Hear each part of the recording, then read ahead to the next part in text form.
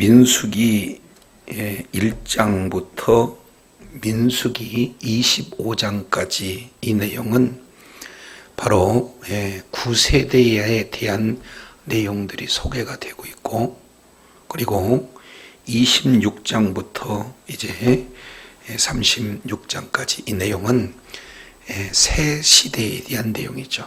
그래서 출애굽 1세대와 출애굽 2세대로 이렇게 구분질 수 있는 그 내용은 이제 민수기서 1장의 출애굽 1세대, 다른 말로 9세대에 대한 계수가 이루어지면서 동시에 이제는 새 세대, 출애굽 2세대에 대한 인구조사가 26장 전반에 걸쳐서 진행이 됩니다. 그래서 민수기를 크게 이렇게 양분해 볼 수가 있죠. 그래서 1장부터 25장까지, 그리고 26장부터 남은 36장까지 이렇게 살펴볼 수가 있습니다. 자, 이제 25장 이 내용을 통해서 우리가 살펴본 바, 이제 백성들이 범죄를 해요. 우리 하나님께서 발람 선지자, 자칭 이제 거짓 선지자의 그 입술을 통해서 우리 하나님께서 축복해 주셨음에도 불구하고 그 하나님의 은혜 가운데 거하던 이스라엘 백성들이 발람의 술수로 말미암아 이스라엘 백성들이 음행에 빠지게 되고, 그리고 우상 숭배를 하게 되어지는 그런 내용 때문에 하나님의 진노로 인하여 이제 큰 연병이 들어서 24,000명가량 이렇게 죽는 엄청난 사건이 발생이 되죠. 그때 의분에 찬 바로 엘르아살의 아들 비느하스가 이 일을 통해서 이제 속죄, 그들을 죽임으로 말미암아 이제 신물이 고습이라는 이 음행한 여인들을 현장에서 죽임으로 말미암아 이제 그 자체가 속죄가 되어서 이스라엘 전체에 내렸던 모든 연병이 이렇게 멈추는 일을 우리 주님께서 은혜를 베풀어 주시죠. 동시에 이런 의분을 가지고 또 이스라엘 백성들의 그런 속죄의 그런 역할을 감당했던 비느하스에게 이제 제사장 직분의 언약을 주는 내용이 25장 전체 내용을 통해서 보면 우리가 자세히 살펴볼 수가 있습니다. 그런데 25장과 26장 이 내용을 바로 구분짓는 한 단어가 있어요. 그게 뭐냐면은 26장 1절 첫 반부에 뭐라고 그랬습니까? 연병 후에. 이게 원문 내용으로 보면은 연병 후 이렇게 하지 않고 그 연병 후, 거기서 정관사가 들어가 있어요. 그러니까 이 연병은 어디의 연병이냐? 그 안에도 연병들이 있잖아요. 근데 그 연병은 25장에 있는 연병이다. 그래서 이제 새로운 그런 삶의 전환점, 이 내용을 한마디로 연병 후 이렇게 표현합니다. 그래서 1장부터 25장까지, 그리고 26장부터 36장까지를 이렇게 새로운 그런 관점으로 이제 전환이 이루어지는 한 단어가 그 연병 후에 우리 하나님께서 이제 명령하시는 그런 내용이 됩니다. 그 중에 중요한 핵심 단어가 26장 1절에 기록되고 있죠.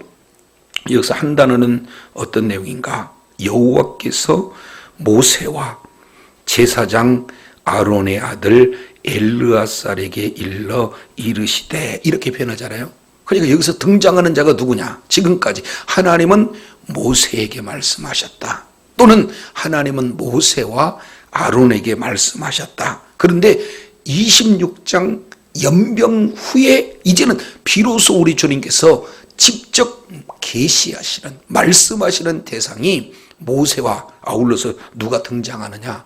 엘르아살이 등장합니다. 여기서 엘르아살 이 내용은 표현 그대로 아론의 아들이에요. 그래서 이제 새 시대의 제사장, 바로 출애굽 2세대의 이제 새로운 지도자로서 엘르아살이 공식적으로 하나님의 말씀을 받는 첫 장면이 26장 1절에 이렇게 기록이 되고 있어요. 그래서 하나님께서는 이제는 9세대를 다 이를테면 연병을 통해서 다 이제 완료로 하고 새로운 시대를 향해서 우리가 이제 전진해야 할 내용을 명령을 하고 계십니다. 여기에서 엘르아살은 바로 뭐라고 표현하면 엘르아자르, 하나님이 도우셨다, 그런 뜻을 가진 바로 아론의 셋째 아들 내용이 되겠죠.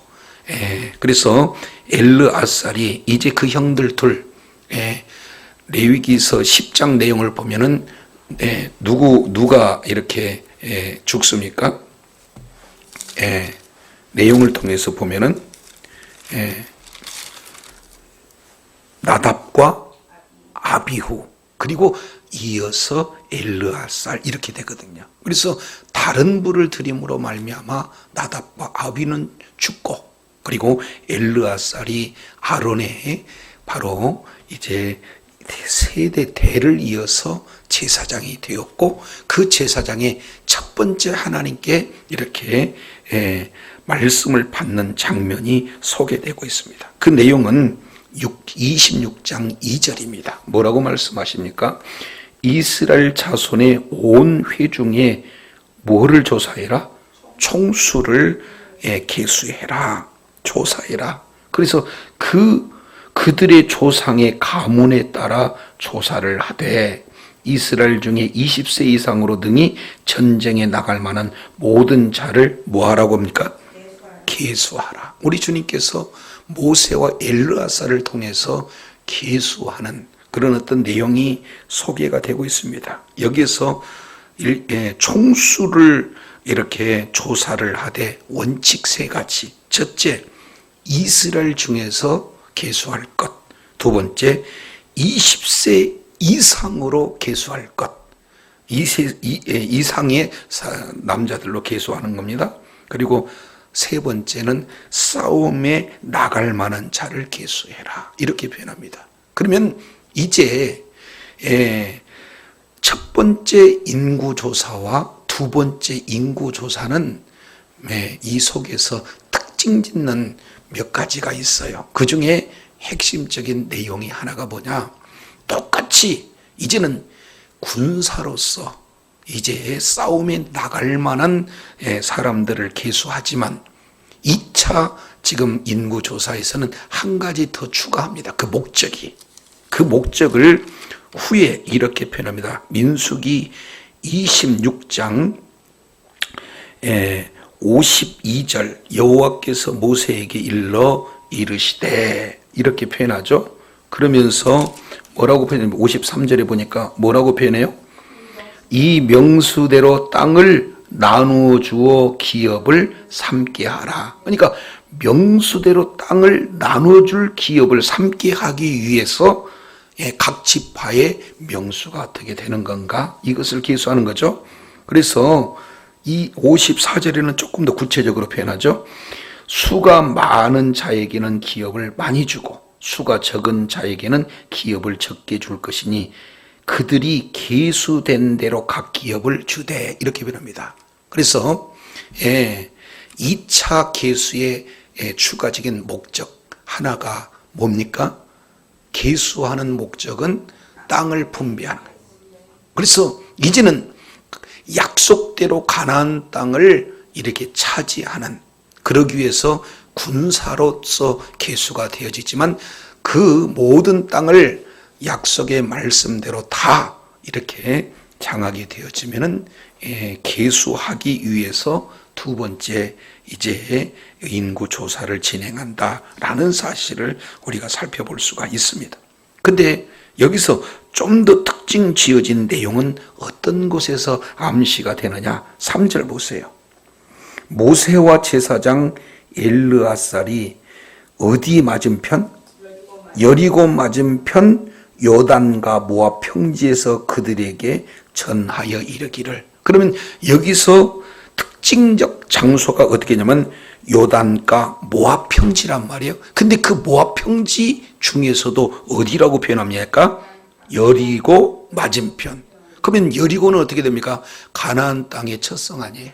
그러니까 지금 인구를 조사하고 있는 이런 내용을 이제 군대로서 싸울 수 있는 군대로서 계수가 이루어지고, 그리고 싸움 위에 정복한 후에 땅을 분비할 목적으로 계수를 하고 있다. 그래서 새로운 시대의 지도자를 통해서 우리 주님께서 친히 말씀하고 있는 그런 명령이다. 근데 4절에 보면 여기 참 중요한 단어가 기록이 되어 있습니다. 4절 한번 살펴볼까요? 시작. 여호와께서 애굽에서 나온 모세와 이스라엘 자손에게 명령하신 대로 너희는 20세 이상 된 자를 계수하라 하니라. 그러면 광야 40년, 좀 구체적으로 본다면 광야 48년 이런 경과가 된 내용이니까 20세 이상 되면은 거의 대부분은 애굽에서 나온 자입니까? 광야에서 출생한 자입니까? 그런데 여기서 지금 거론하고 있는 내용은 뭐예요? 애굽에서 나온 사람들 중에 20세 이상 된 자를 계수하라. 이런 표현을 굳이 쓴 내용이 무언가? 이것을 이제 우리가 살펴봐야 돼요. 그래서 25장과 이제 1장에서 25장과 그리고 26장에서 36장까지 그 분기점을 그 연병 후에, 그래서 끝까지 하나님의 말씀에 불순종했던 이스라엘 백성들, 이제 속죄를 통해서 연병이 그친 후에 비로소 우리 하나님께서 이제 바로 약속의 땅 가나안 땅을 눈앞에 목전에 두고 명령하는 내용인데, 그 새로운 지도자를 통해서 지금 명령하고 있는 그런 모습을 우리가 살펴보는데, 그 중에 한 단어가 뭐냐면 애굽에서 나왔다, 이런 표현입니다. 그러면 애굽에서 나온 자라고 표현하는 내용은 뭐냐? 바로 창세기 15장 13절 14절 이 내용을 통해서 보면은 아브라함과의 횃불 언약을 통해서 너희가 이제 이방 땅으로 이렇게 살다가 4대 만에 나올 것이다 하는 그 이방 땅은 어디입니까?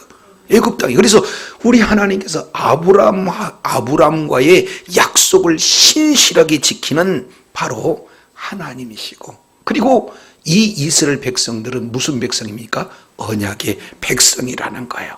그래서 지금까지 그 약속을 우리 하나님께서는 신실히 지켜주셨다. 그러면서 이제 출애굽 할 때에 어린 양의 피가 좌우 문설주와 임방에 발라짐으로 말미암아 구속받은, 구원받는 민족이다. 그래서 언약의 민족을 우리 주님께서 신실하게 언약을 지키실 뿐만 아니라 구속한 그 구속의 은혜를 받은 그런 자들 중에 계수하라, 이렇게 말씀하고 있어요.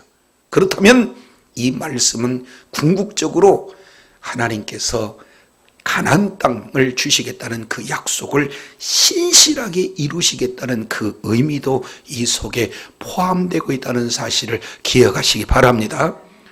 이스라엘 백성들은 광야 40년 동안 그 엄청난 이제 불순종의 역사를 계속해서 반복하잖아요.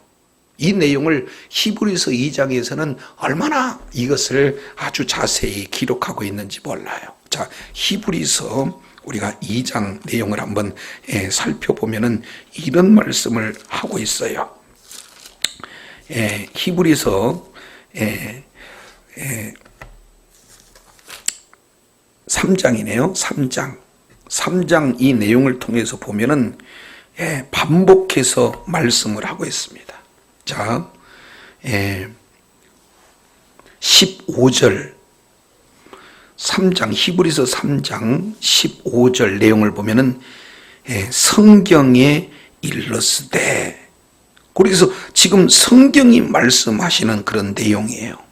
자, 그러면서 마지막 19절 내용을 보면은 이로 보건대 해서 성경의 최종적인 결론이 뭐냐? 그들이 믿지 아니함으로 능히 들어가지 못했다. 이런 내용을 3번씩 집중해서 반복합니다. 자, 16절 상반절에 보면은 이렇게 배워요. 듣고 경노한 자가 누구냐? 그리고 17절도 뭐라고 해요? 듣고 하나님께서 누구에게 노하셨느냐? 그러니까 노하신 자가 누구냐? 이렇게 말씀을 하고 있죠. 18절도 보겠습니다. 18절 이 내용에도 하나님께서 누구에게 맹세하였느냐? 맹세한 자가 누구냐? 그래서 누구냐 계속해서 묻고 답하고 묻고 답하는 구조예요. 그래서 그러면은 듣고 경록해 하는 자가 누구냐? 모세를 따라서 애굽에서 나온 모든 자가 아니냐? 다시 또 묻습니다. 그러면은 40년 동안 노하신 자가, 하나님께서 노하신 자가 누구냐? 봤더니 범죄해서 시체가 광야에 엎드린 자가 아니냐? 답변하죠. 3번째 묻습니다. 자, 하나님께서 그의 안식에 들어오지 못하라고 하신 자가 누구냐? 봤더니 순종치 아니한 자다. 그러면 결국 이 자들은 모두가 다 결론으로 짓는 내용이 뭡니까? 19절 하반절에 이로 보건대 믿지 아니함으로 능히 들어가지 못한 것. 이렇게 해서 3번 묻고 답하고 묻고 답하는 최종적인 결론은 믿음이 없어서 들어가지 못했다. 순종하지 않았기 때문에 그렇다라는 사실을 분명히 하고 있습니다. 자, 그래서 출애굽 1세대는 다 이제 여호수아와 갈렙을 취한 모든 자들은 광야에서 다 엎드려지게 됩니다. 그래서 새로운 세대를 향해서 다시 한번 새로운 군대 조직을 진행하고, 그리고 하나님께서 신실하게 약속을 지키시는 그 약속대로 이제 들어간 것은 규정사실이고 들어갔을 때 어떻게 지파별로 분배할 수 있는 내용인가. 그래서 계수한 대로 많은 사람들에게는 많은 땅을, 계수해서 적은 종족은 적은 종족대로 땅을 분배하기 위해서 계수한다라는 사실을 지금 말씀하고 있어요.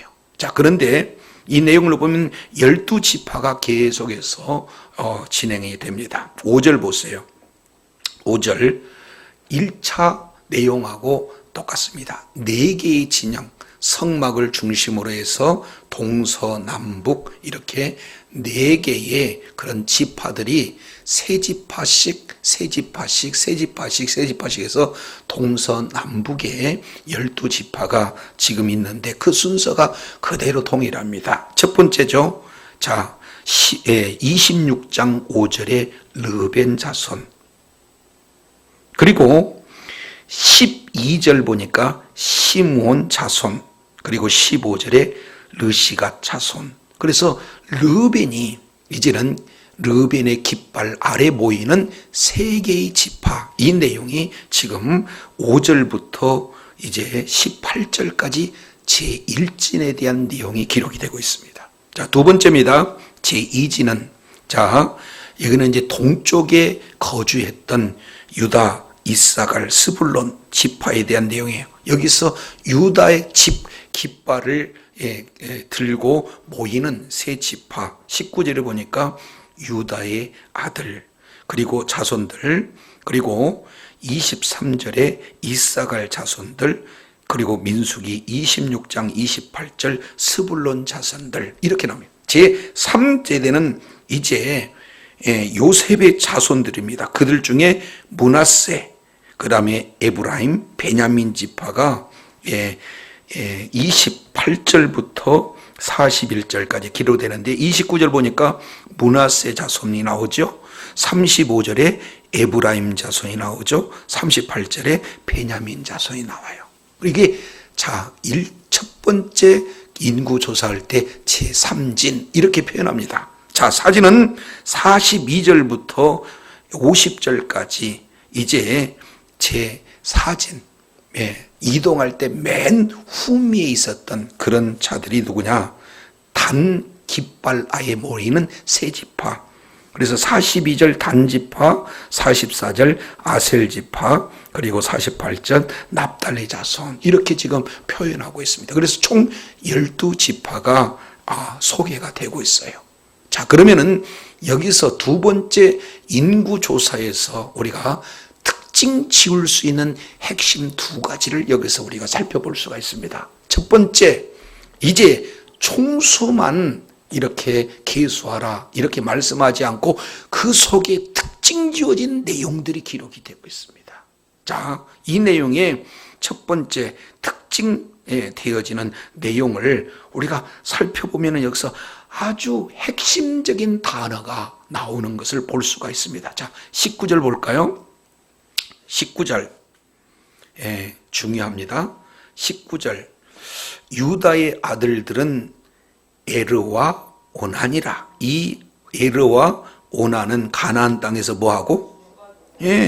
다 지금 무슨 가족 쭉 진행하는데 유독 여기에는 엘과 오난은 죽었다 이렇게 표현하는 거죠.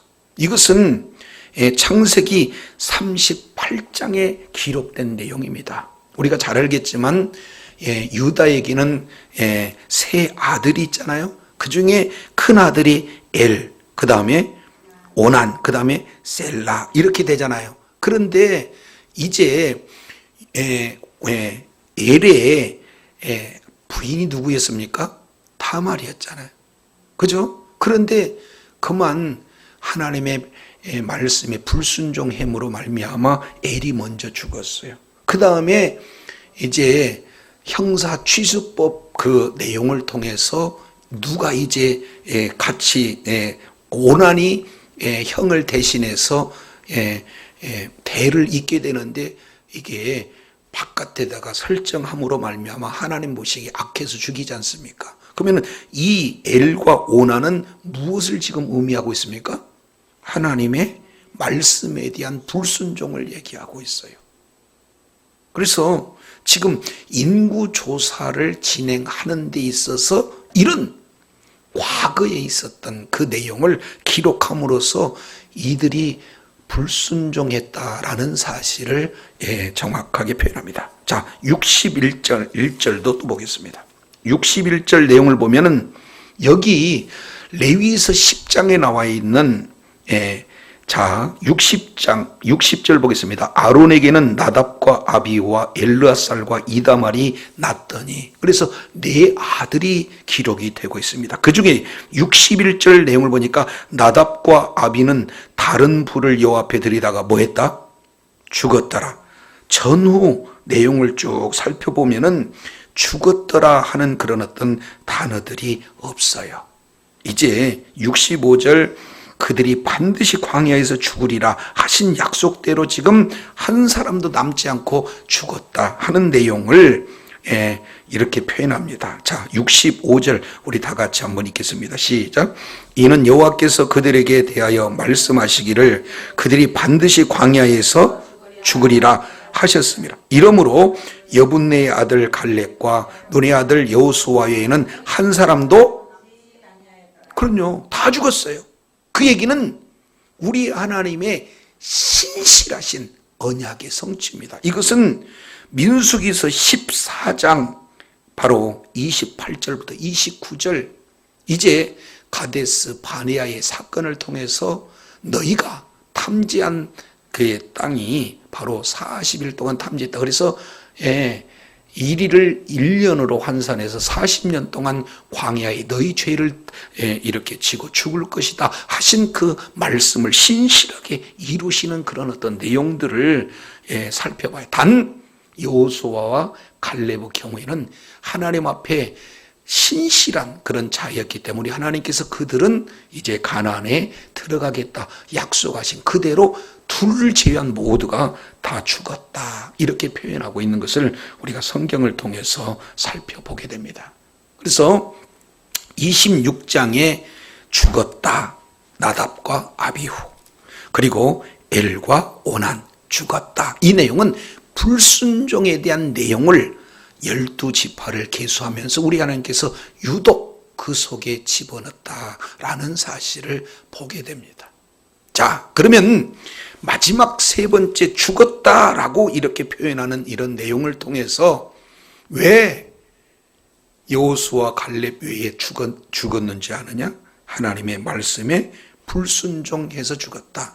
그 대표적인 내용이 바로 엘과 오난이요 나답과 아비후 사건을 너희는 기억하라.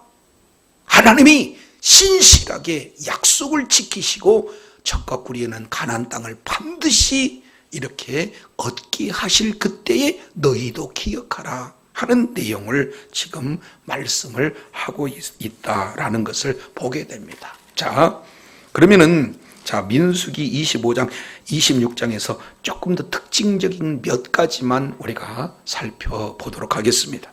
자, 여기서 보면은 9절 보세요. 르벤 자손 중에 9절에 보니까 엘리압의 아들 느무엘과 다단과 아비람이라. 이 다단과 아비람은 회중 가운데서 부름을 받은 자라니 고라의 불이 들어가서 모세와 아론을 거스려 여호와께 패역할 때에 땅이 그 입을 열어 그 무리와 고래를 뭐 했어요? 삼켰고, 그리고 뒤에 보니까 그들이 죽었고 당시 불이 250명을 또 뭐 했어요? 삼켰고. 그러니까 땅에 삼키고 불이 삼켜서 이제 지도자들에 대한 반란, 바로 이제 질서를 어그러뜨린 그런 어떤 내용에 대해서 삼켰다.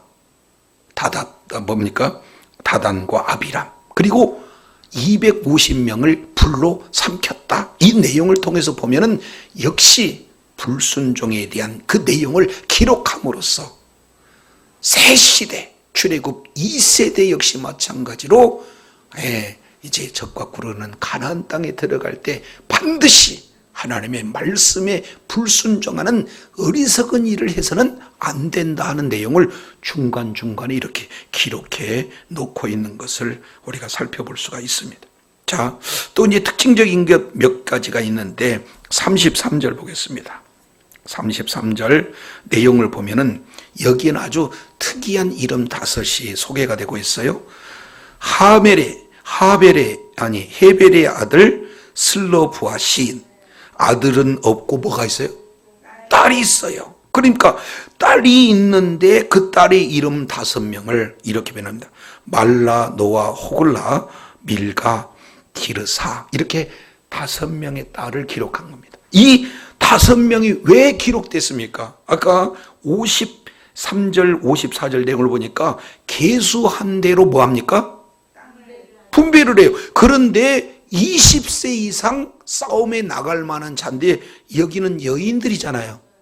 그런데도 불구하고 예외적으로 기록을 해놓고 있는 것은 이제 훗날 지금 바로 27장에서 우리 하나님께서 이 부분에 대해서 어떻게 설명해 주실 건가 하는 바로 그런 전조, 그런 내용을 여기에 포함하고 있다라는 사실을 우리가 살펴봅니다. 우리가 27장의 이 문제를 아주 구체적으로 우리가 다룰 수 있는데, 우리 하나님께서 남자에게만 땅을 배분하는 것이 아니라 여자들에게도 땅을 배분해서 이제 분배해서 하나님의 뜻을 이루는 그런 내용들이라는 사실을 우리들에게 보여주는 거죠. 46절에도 동일한 내용이 납니다. 아셀의 딸 이름은 세라라. 여기다가 세라라는 이름을 딱 이렇게 기록하고 있는 그런 내용들을 우리가 살펴보게 됩니다. 그래서 이제 르시갓, 르벤, 시몬, 갓, 유이스, 유다, 이사갈, 스불론, 그 다음에 에브라임, 그 다음에 므낫세, 그리고 또 베냐민, 그리고 단, 그 다음 납달리, 그리고 또 뭡니까? 아셀. 이 4개의 이런 동서남북 제1제대, 2제대, 3제대, 4제대 이 내용을 일일이 다 계수해서 총계를 진행하는데 여기서 두 번째입니다. 1차 계수하고 다른 것은 첫 번째는 말씀을 드렸습니다. 특징적인 내용을 이 속에 거론함으로 하나님의 의도를 우리가 살펴봤습니다. 불순종, 이거 안 된다. 불순종했을 때 그 결과가 어떠했는가를 정확하게 보여주고, 두 번째, 예외적인 상황, 이런 내용을 우리 하나님께서 어떻게 이 문제를 해결하실 것인가 하는 기대를 미리 전조곡처럼 보여주는 그런 내용이 있습니다. 두 번째입니다. 두 번째는 첫 번째 인구조사와 두 번째 인구조사를 비교함으로써 그 속에서 들어있는 하나님의 의도를 우리가 살펴볼 수 있게 되는 겁니다. 자, 그러면 첫 번째 우리가 잘 살펴볼 수 있는 이 내용은, 특이한 것은요, 르우벤 지파 이 내용이 7절에 보니까 43,730명이잖아요. 이것을 민수기 1장 21절 내용을 보면은 46,500명이 계수가 되었어요. 그러니까 약 2,770명이 줄어든 겁니다. 왜 줄어들 수밖에 없을까? 이 내용을 창세기 49장 4절 이 내용을 보면은 바로 야곱의 그런 12지파에 대한 축복을 통해서 예언하는 그 내용을 근거할 수가 있습니다. 그래서 르우벤은 잘 알지만 그 서무 비라를 이제 범함으로 말미암아 너의 기력은 약하다, 이렇게 표현해요. 그러니까 점점 르우벤 지파는 사실은 탁월한데도 불구하고 약할 수 있는 것은 치명적인 죄악을 범했다, 그 말이죠. 그럼에도 불구하고 신명기 33장 6절에 바로 모세의 기도를 통해서 그만큼 그나마나도 유지되고 있다는 사실을 우리가 살펴볼 수가 있습니다. 자, 두 번째 내용을 통해서 보면은 12절, 이거 중요해요. 자, 12절 시몬 지파는 몇입니까? 14절 내용을 보니까 그 계수학을 입은 자가 22,200명이다. 근데 이 내용을 민수기서 1장 23절에 보면은 59,300명이었는데 갑자기 뭐예요? 22,200명으로 가장 많이 줄어드는 그런 지파가 됩니다. 그러니까 이게 엄청나게 무시무시한 그런 내용이 되는 거죠. 왜 그럴까요? 우리가 앞에 내용을 보겠습니다. 25장 14절, 25장 바알부울 사건 내용을 통해서 미디안 여인과 이런 음행을 진행해서 현장에서 비누아스에서 죽임을 당했던 그 사람 이름을 둘을 기억하고 있는데, 14절 내용을 통해서 보니까 중반절에 죽임을 당한 자 이름이 누구다? 시므리다. 그리고 15절에 미디안 여인의 이름은 고스비. 그래서 시므리와 고스비에 대한 그런 어떤 죽음, 이 내용을 통해서 보죠. 그러면은 여기에서 시므리는 시몬 족속의 그런 어떤 내용이기 때문에, 바로 이 발람 사건 이후에 음행을 통해서 24,000명이 죽었는데 대다수 누구의 지파겠어요? 시몬 지파다. 그래서 가장 많이 지금 인원이 줄어드는 그런 지파였다라는 사실을 보게 됩니다. 이보다 앞서 창세기 25장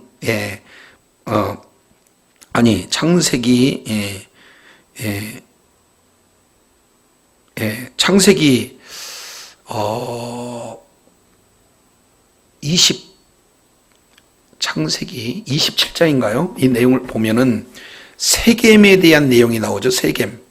그죠? 세겜에 있을 때 빌하가 어떻게 됩니까? 빌하라네. 레아가 가서 거기가 몇 장이에요? 갑자기 지금 혼돈이 되어버렸습니다.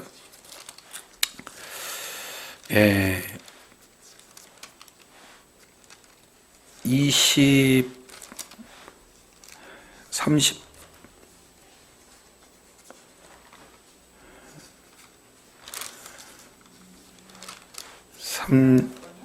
예? 디나 사건이 37장인가요? 34장이네, 34장. 창세기 34장 내용을 보면은 세겜에 가서 디나가 어떻게 합니까? 강간을 당하잖아요. 자, 그랬을 때 굉장히 이제 화가 난 그런 어떤 자가 누구냐면은 둘째 아들 시므온과 그 다음에 뭡니까? 셋째 아들 레위가 화가 나가지고 이제 이 세겜 족장들 다 이렇게 결혼을 하려면은 할례를 해야 된다. 그렇게 해서 할례를 시키고 다 죽이지 않습니까? 그런 상태에서 다 이제 몰살시키는 장면이 창세기 34장에 기록되지 않습니까? 그랬을 때 훗날 창세기 49장 5절에서 7절까지 이 내용을 통해서 살펴보게 되어지면은 이제 시므온에 대해서 그리고 레위에 대해서 저주를 합니다. 그래서 출애굽기 32장의 내용을 보면은 레위 지파는 이제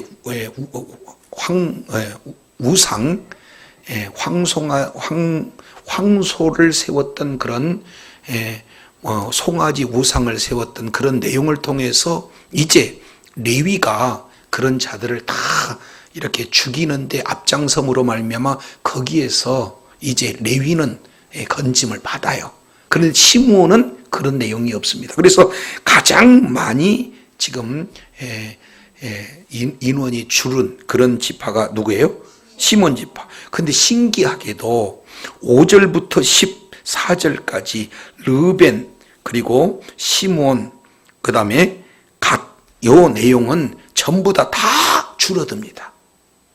그러니까 지금 제1진의 바로 리더격이 누구냐? 르벤 지파입니다. 근데 잘못된 이를테면 리더를 만난 두 지파 역시 마찬가지로 공동으로 다 인원이 1차 계수 때보다 2차 계수 때 줄어드는 그런 내용들을 우리가 살펴볼 수가 있어요. 자, 그 중에 이제 특이한 내용 11절 한번 보겠습니다. 11절. 그러나 고라의 아들들은 뭐한다?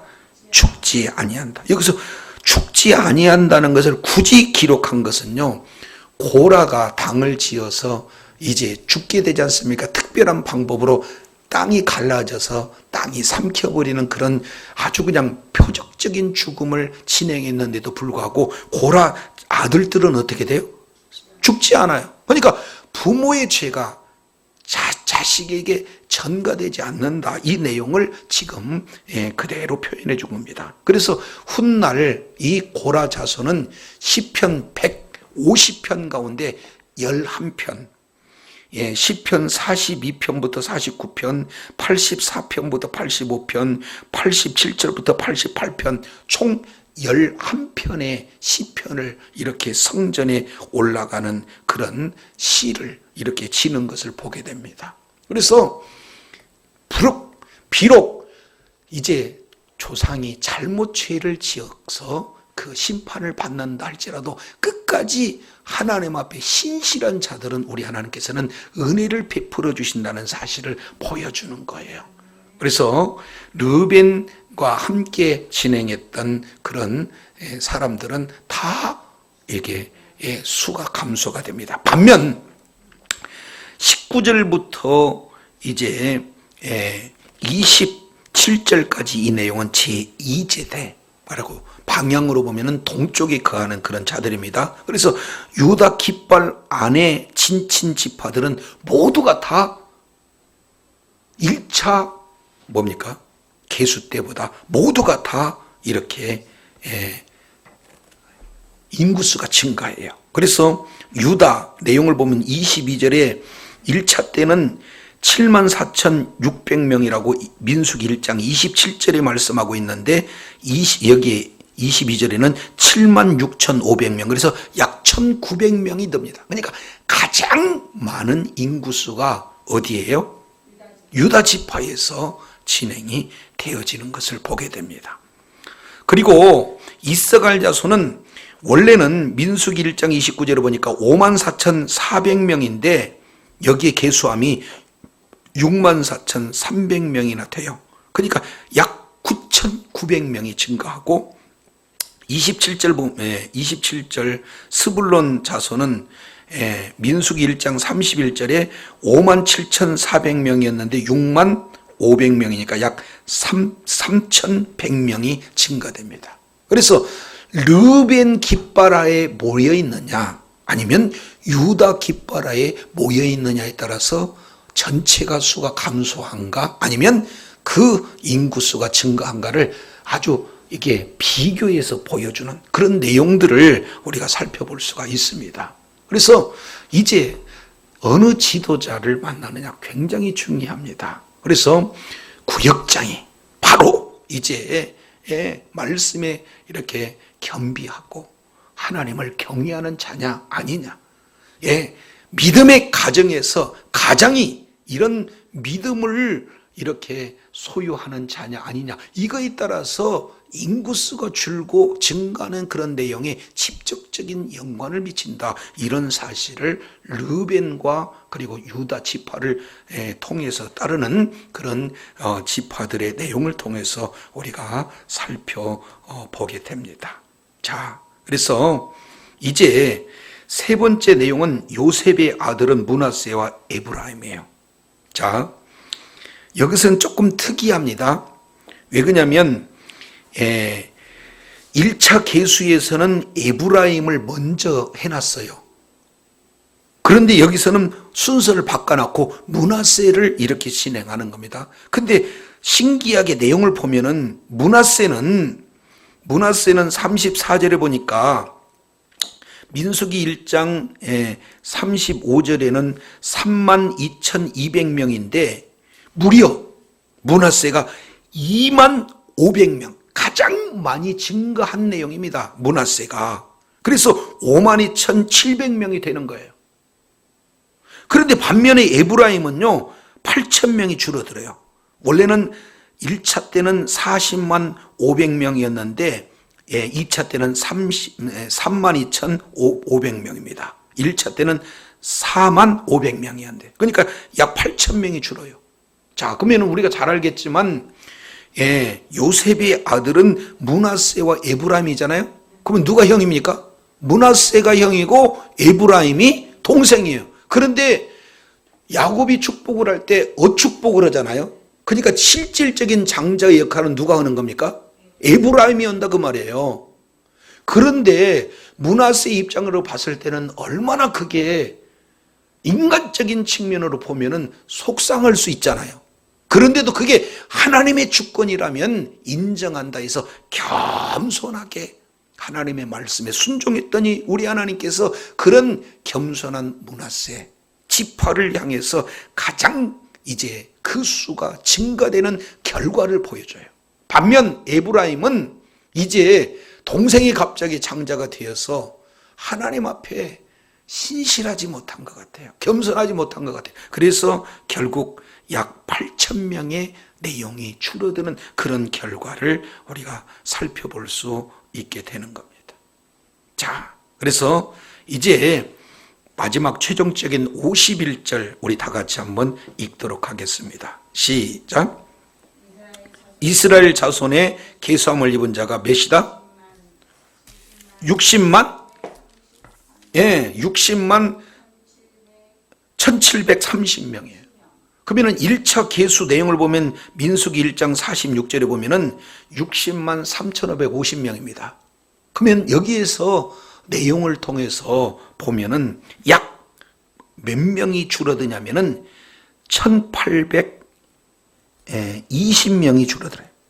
1,820명이 줄어들어요. 자, 그러면은 민수기 광야 40년 동안 그 기간에 훈련이 좀 시원찮았겠습니까? 아주 강력했겠습니까?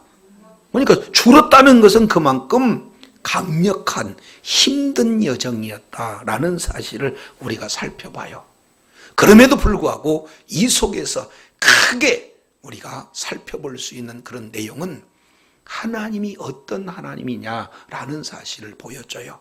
왜 그러냐면 우리가 광야 40년 잘 알겠지만 가데스 바네의 사건도 있고 고라당의 반역도 있고 여러 가지 많은 죄악들을 시마다 때마다 이런 불순종의 역사들이 많이 있잖아요.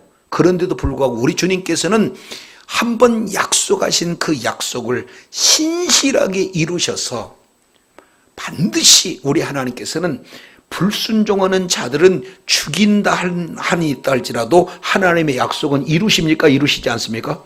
그럼요. 신실하신 하나님이시다 라는 사실을 첫 번째 우리가 살펴볼 수 있어요. 그러니까 60만 1730명 이런 숫자가 미미한데 한번 생각해 보세요. 집이나 온전합니까? 먹을 것이나 풍성합니까? 아주 살기 좋은 환경입니까? 절박한 환경 속에서도 하나님께서 은혜를 베풀어 주셔서 사실은 거의 차이가 나지 않는 이런 숫자를 유지하는 것은 전적인 하나님의 은혜인 줄로 믿습니다. 그 하나님의 은혜에 이제 적용될 수 있는 내용은 그런 하나님은 어떤 하나님이냐? 신실하신 하나님. 하나님이 바로 한 번 택한 이스라엘 백성들에게 가나안 땅을 주시겠다는 그 약속을 반드시 이루시고야만은 신실한 하나님이 바로 우리 주님이신 줄로 믿습니다. 자, 그래서요, 여호수아 24장 보겠습니다. 여호수아 24장. 여호수아서 24장. 자, 여호수아서 24장 17절 내용을 보면은 이는 우리 하나님 여호와 그가 우리와 우리 열조를 인도하여 애굽 땅 종되었던 집에서 뭐하고? 나오게 하셨어요. 출애굽을 하게 하셨어요. 그래서 우리들의 목전에서 큰 이적들을 행하시고 우리들의 행한 모든 길에서 그리고 우리들이 지난 모든 백성 가운데 우리를 뭐 했습니까? 보호하셨다. 그러니까 이 인도하실 뿐만 아니라 시간마다 보호해 주시는 그런 신실하신 하나님, 이 내용을 우리가 살펴볼 수가 있어요. 60만 3,550명 이 내용 중에서 60만 730명 그렇게 해서 그 숫자를 유지하게 하시는 은혜로운 하신 하나님은 바로 신실하신 하나님이셨다. 애굽에서 인도해내실 뿐만 아니라 바로 보호해 주신 하나님이다. 우리를 애굽과 같은 이 세상에서 애국왕 바로처럼 이 마귀 사탄 마귀에서 예수님의 피의 값을 지불하고 우리를 하나님의 자녀로 거듭나게 하신 것도 감사한데 천국에 이르도록 우리 주님께서는 계속해서 지키시고 보호해 주시고 공급해 주시는 신실한 하나님이 바로 우리 하나님인 줄로 믿습니다. 자, 두 번째 내용을 통해서 보면은 자, 신명기 32장을 또 보겠습니다. 신명기 32장. 신명기 32장 같은 내용을 조금 더 색다르게 지금 표현해 주고 계시는 것을 보게 됩니다. 자, 32장 10절 여호와께서 그를 황무지에서 짐승의 부르짖는 광야에서 만나시고 호위하시고 보호하시고 자기를 뭐같이 눈동자처럼 지키셨다. 마치 독수리가 그 보금자리를 어지럽게 하며 그 새끼 위에 너풀거리며 그 날개를 펴서 새끼를 받으며 그 날개 위에 그걸 뭐한 것 같이? 없는 것 같이 여호와께서는 홀로 그들을 인도하셨고 함께하는 다른 신이 없었다. 이렇게 주님께서 말씀하십니다. 그러니까 업어서 독수리의 날개로 업어서 인도하신 하나님, 이 내용을 우리 주님께서는 말씀을 하고 계세요. 이게 얼마나 중요한지 몰라요. 자, 이 내용이 출애굽기 19장 3절 4절 내용을 통해서 보면은 우리를 애굽에서 여기까지 인도하셨을 때 우리 하나님께서 독수리의 날개에 업혀서 우리를 인도하셨다. 그리고 실제 신명기에서 모세가 그 말씀을 언급하잖아요. 그런데 이 내용이 이제 계시록에서 다시 한번 거론이 되어지는 거예요. 자, 계시록 내용을 보면은 이렇게 표현합니다. 계시록 12장 14절 보면은 그 여자가 큰 독수리의 두 날개를 받아 광야 자기 곳에 날아가 거기서 그 뱀의 낯을 피하여 한때 두때 반때를 양육받으매, 이렇게 표현해요. 그래서 우리 하나님께서 여러 가지 악한 환경 속에서도 눈동자처럼 지키시고 보여주실 뿐만 아니라 동시에 독수리의 날개를 업어서 인도하는 것처럼 우리를 보호해 주시고 인도하신 신실하신 하나님이 바로 우리 하나님인 줄로 믿습니다. 그래서 60만 3,550명에서 지금 말씀하고 있는 60만 1,730명, 이 내용을 통해서 우리가 살펴볼 수가 있어요. 그래서 오늘 민수기서 26장 1절부터 51절까지 이 내용을 통해서 이제 새로운 시대의 새로운 지도를 통해서 주님께서 말씀하신 하나님, 그 말씀의 핵심의 내용은 이제 약속을 이루기 위해서 군사로서 다시 이렇게 세워지는 장면, 그리고 이기게 하심으로 말미암아 약속을 이루셔서 마침내 이제 최종적으로 땅을 분배하시기를 원하시는 하나님, 이 하나님이 계수하는 그런 과정 속에서 우리에게 바로 1세대들이 말씀의 불순종에서 다 죽었다.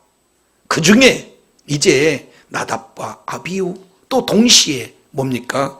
엘과 오난을 통해서 그들 역시 죽었던 사실을 기억해라.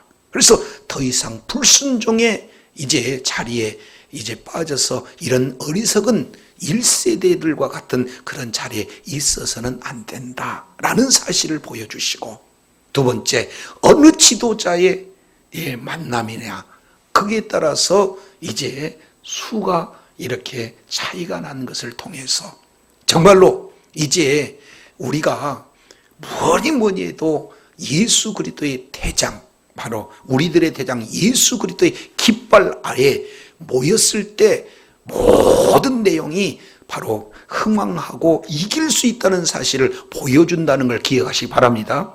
에브라임과 므낫세를 통해서 교만한 자리에 있을 것인가 아니면은 겸손한 자리에 있을 것인가를 통해서 하나님께서 베푸신 은혜가 크심도 우리가 살펴봤습니다.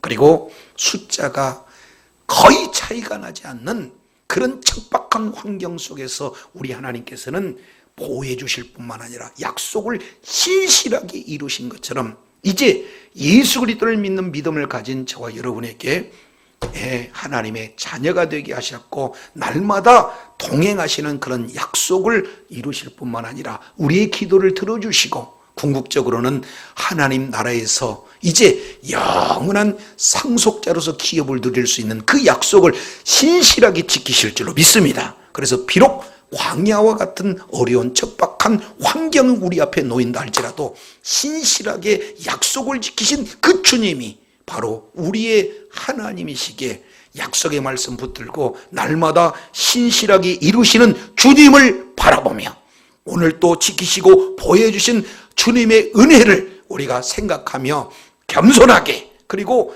대장 되신 예수 그리스도를 이제 따라가는 그런 삶을 통해서 이 땅에서 이루어지는 하나님의 나라를 누릴 뿐만 아니라 영원히 주어지는 하나님 나라의 최고의 승리자가 되어 하나님 앞에 존귀하게 쓰임받는 축복의 자녀들, 능력의 자녀들이 다 되시기를 예수 이름으로 축원합니다. 기도하겠습니다. 거룩하신 참으로 좋으신 하나님 감사합니다. 오늘 또 말씀을 통해서 살펴보았더니 이제 1세대, 옛세대는 광야에서 다 엎드려지고 말씀의 불순종함으로 말미암아 이제 그러한 일들이 진행되었지만 이제 그 연병 후에 새로운 전환점, 이제 새 시대 그리고 출애굽 2세대가 이제는 새롭게 군사로서 거듭나어지고 반드시 승리 후에 가나안 땅을 분배받을 그들을 통해서 하나님의 놀라운 의도를 오늘 또 말씀을 통해서 일깨워 주신 것 감사합니다. 이제 하나님 아버지 1세들처럼 불순종하는 어리석은 자리에 있는 것이 아니고 이제 대장 되신 예수 그리스도의 깃발나에 모여서 날마다 이기며 승리하며 흥왕한 역사를 경험할 뿐만 아니라 이제 교만하지 않고 겸손한 자리에 있음으로 말미암아 하나님의 놀라운 은혜를 경험할 뿐만 아니라 신실하신 하나님을 끝까지 의지함으로 최후의 승리자가 되 주님께 영광 돌리는 축복의 자녀들, 능력의 자녀들 다 되게 하여 주시옵소서.